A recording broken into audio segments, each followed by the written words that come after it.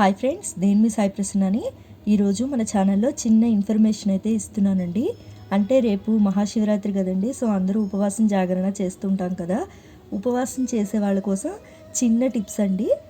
Late చేయకుండా వీడియోలోకి వెళ్ళిపోదామండి. మహాశివరాత్రి ఉపవాసం పండుగ రోజు ఉదయం ప్రారంభమై రాత్రి జాగారం పూర్తి చేసుకున్న తర్వాత ఉదయం ముగుస్తుంది. అయితే మనం ఉపవాసం సమయంలో అలాగే ఉపవాసం ముగించిన తర్వాత తీసుకోవాల్సిన జాగ్రత్తల గురించి తెలుసుకుందామండి. మీరు పవిత్రమైన ఉపవాసాన్ని చేస్తున్నప్పుడు సంతోషంగా ప్రశాంతంగా పూజలు చేసుకుంటూ రోజంతా సాఫీగా ఉండాలి. ఉపవాసం ఉన్నప్పుడు కనీసం 8 గ్లాసుల నీటిని తాగాలి. ఇది శరీరంలోని టాక్సిన్స్ వ్యర్థాలను బయటకు పంపిస్తుంది. ఉపవాస సమయంలో శారీరక శ్రమ ఎక్కువగా లేకుండా చూసుకోవాలి. ఆధ్యాత్మిక పుస్తకాలు చదవడం, భక్తి సంగీతం వినడం వంటివి చేయాలి.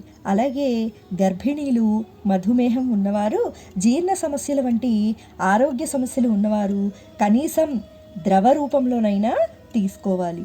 మీరు ఉపవాసం విరమించే సమయంలో అన్నం తినేయకండి. ఇది చాలా ప్రమాదకరం. ఇది మీ ఆరోగ్యాన్ని బాగా దెబ్బతీస్తుంది. ఉపవాసం విరమించాక ముందు ఏదైనా జ్యూస్ తీసుకోవాలి. కాసేపు ఆగిన తర్వాత ఫ్రూట్స్ తిని తర్వాత తేలికైన ఆహారం తీసుకోవాలి. ఫైబర్స్, ప్రోటీన్ ఎక్కువగా ఉన్న క్యాలరీలు తక్కువ కలిగిన ఫుడ్ తీసుకోవాలి.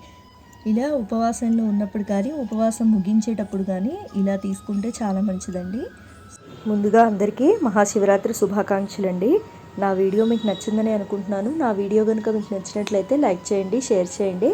కొత్త వాళ్ళు మన ఛానల్ చూస్తున్నట్లయితే ప్లీజ్ సబ్స్క్రైబ్ చేసుకోండి. Thanks for watching.